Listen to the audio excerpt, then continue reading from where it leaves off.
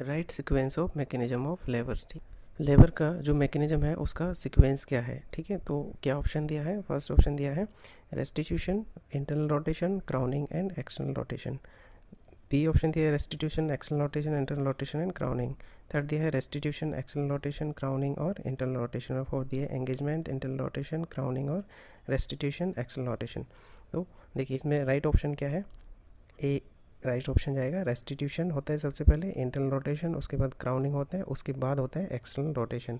ठीक है, इनको याद करने का सीक्वेंस देखिए क्या है। देखिए तो क्या सीक्वेंस है लेबर के, इस सीक्वेंस में होता है सबसे पहले क्या होता है, एंगेजमेंट होता है, उसके बाद होता है डिसेंड, उसके बाद फ्लैक्शन, फिर इंटरनल रोटेशन ऑफ हेड, उसके बाद क्राउनिंग, उसके बाद एक्सटेंशन, फिर रेस्टिट्यूशन, फिर एक्सटर्नल रोटेशन ऑफ हेड, साथ में ही क्या होता है इंटरनल रोटेशन ऑफ शोल्डर। उसके बाद लेटरल फ्लैक्शन के थ्रू सारा शोल्डर और बॉडी बाहर आ जाएगी। ठीक है, तो इसको कैसे याद रखना है, फर्स्ट लेटर से याद रखना है। इसका फर्स्ट लेटर क्या है, E D F I C E R, E. ठीक है, तो कैसे याद रखना है, E D F I C E R और E D F I C E R E. ठीक है, इस सीक्वेंस में याद रहेगा, ऐसे याद रखना है। Convert 38.6 degree centigrade into Fahrenheit. 38.6 degree centigrade को किस में कन्वर्ट करवा रहा है, फ़ारेनहाइट में।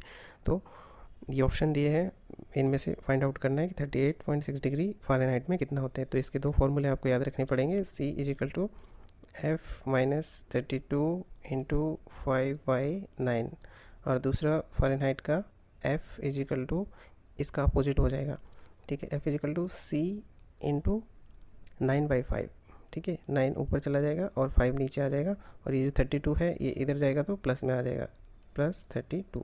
ठीक है, इन दोनों फार्मूला को यूज करके सेंटीग्रेड को फ़ारेनहाइट और फ़ारेनहाइट को सेंटीग्रेड में कन्वर्ट कर सकते हैं। अब देखिए 38.6 डिग्री सेंटीग्रेड को फ़ारेनहाइट में कैसे कन्वर्ट करना है, तो ये वाला फार्मूला यूज़ लेंगे। ठीक है, क्या फार्मूला था, F is equal to C into 9/5 +32। तो F का F ही रहेगा।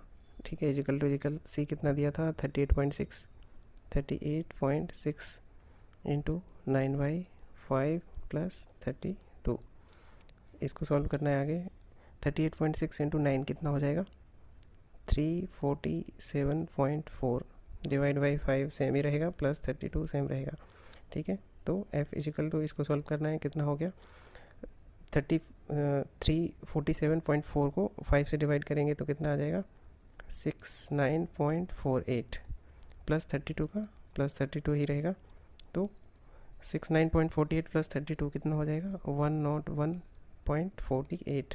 तो राइट ऑप्शन क्या रहेगा, ए ऑप्शन 101, ए ऑप्शन जो दिया था 101.48, ये राइट ऑप्शन। ऐसे कैलकुलेट करते हैं। नेक्स्ट क्वेश्चन देखते हैं। क्वेश्चन है what is normal sodium concentration in RL। RL की जो बोतल होती है उसमें नॉर्मल सोडियम की कंसनट्रेशन कितनी होती है, 154, 131, 130 और 123। तो ये तो आपको याद रखना पड़ेगा कि RL की बोतल में सोडियम की कंसनट्रेशन कितनी होती है, 130। ठीक है, नेक्स्ट क्वेश्चन देखते हैं। In a burn patient what is the fluid of choice in emergency. ठीक है, एक बर्न पेशेंट है, उसको फ्लूइड रिप्लेस करना है, फ्लूइड देना है, तो इमरजेंसी में सबसे पहले कौन सा फ्लूइड रिप्लेस करते हैं। क्या ऑप्शन दिया है, RL, NS, डेक्सट्रोज 5% और डेक्सट्रोज 10%। तो इमरजेंसी में fluid of choice burn patient के लिए हमेशा क्या रहेगा, RL, क्योंकि फ्लूइड रिप्लेस करना है, फ्लूइड वॉल्यूम बढ़ाना है, तो क्या देंगे RL। ठीक है, सिंपल है। Next question, which cannula number used in BT। Blood transfusion के लिए कौन से नंबर का कैनुला यूज़ लेते हैं। ठीक है, तो ब्लड ट्रांसफ्यूजन के लिए 80 नंबर का कैनुला यूज़ लेते हैं।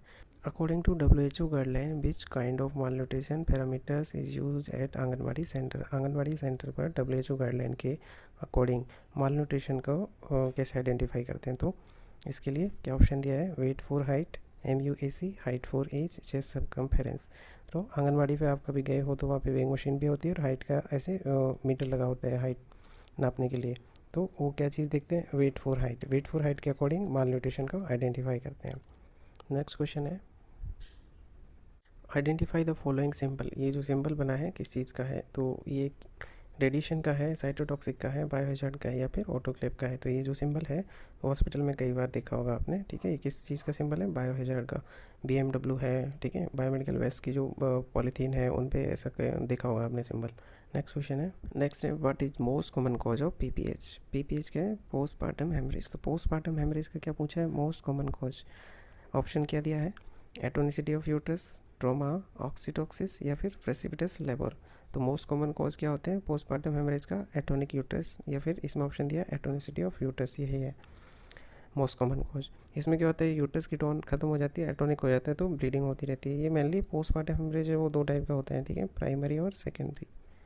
प्राइमरी और सेकेंडरी। प्राइमरी कब मानते हैं? जब लेस देन 24 आवर्स में अगर पीपीएच हो रहा है तो प्राइमरी, और सेकेंडरी 24 आवर्स से और 6 वीक तक अगर पोस्टमार्टम हेमरेज हो रहा है तो सेकेंडरी पीपीएच में आएगा, ठीक है। नेक्स्ट क्वेश्चन देखते हैं। Which one of the following preservation is used while packing catgut suture? Catgut suture को क्या रखना है? प्रिजर्व करके रखना है, तो कौन से सॉल्यूशन में प्रिजर्व करके रखेंगे? आइसोप्रोपाइल अल्कोहल, कोलोइड आयोडीन, ग्लूटाथियोनाइड जिसको बोलते हैं साइडेक्स सॉल्यूशन, या फिर hydrogen peroxide solution.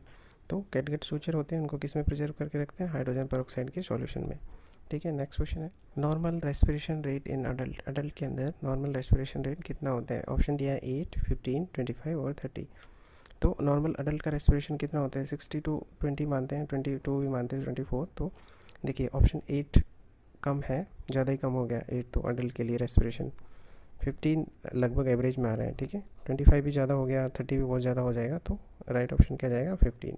Next question है what is the full form of DPT? DPT की फुल फॉर्म क्या है? सिंपल है, ठीक है। देखिए फिर भी ऑप्शन देख लीजिए, diphtheria pertussis tetanus, diphtheria polio, diphtheria pertussis typhoid और डिप्थीरिया पर्टुसिस टीबी, ठीक है। तो सिंपल है, क्या है full form? Diphtheria pertussis tetanus. Right option क्या जाएगा?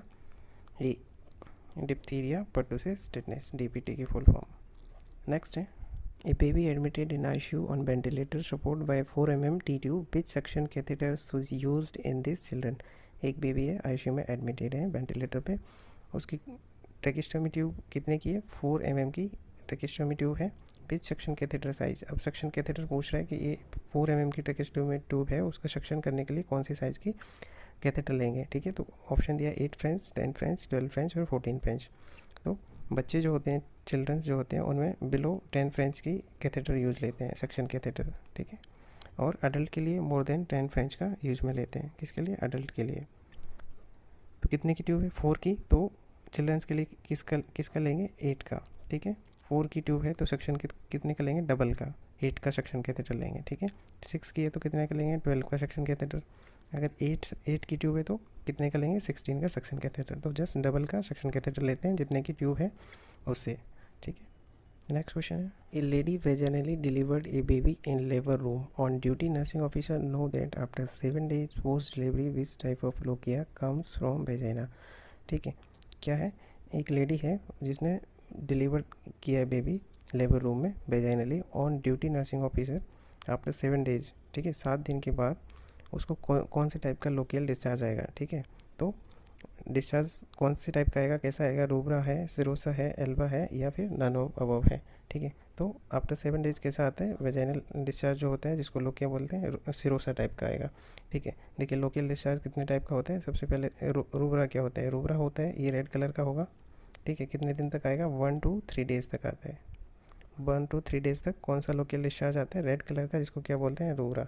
सिरोसा होता है, ये कैसा होता है? पिंक कलर का होता है, ठीक है। सिरोसा कैसा होता है? पिंक कलर का। ये आता है 3 to 10 days तक, पिंक कलर का 3 to 10 days तक, इसको बोलते हैं सिरोसा। उसके बाद एल्बा होता है, ये होता है वाइट कलर का, वाइट कलर का। और ये कितने दिन तक आता है? 10 to 14 days तक, ठीक है। तो ये लोकल डिस्चार्ज के टाइप है। कलर कैसा है, कितने दिन तक आता है और क्या बोलते हैं, इसमें से भी क्वेश्चन पूछ लेते हैं कई बार। नेक्स्ट क्वेश्चन है which is self retaining tube? Self retaining tube कौन सी है? ऑप्शन दिया है red rubber tube, malecot catheter, NG tube और फॉलिस कैथेटर। तो जो अपने आप रुक जाती है, ठीक है। ये राइट ऑप्शन क्या जाएगा? फॉलिस कैथेटर, ठीक है। फॉलिस कैथेटर में क्या होता है? अंदर सेलाइन पुश करते हैं, इन्फ्लेट होता है बैलून और अंदर रुक जाता है अपने आप, सेल्फ रिटेन हो जाता है। तो राइट ऑप्शन क्या है? Foley catheter.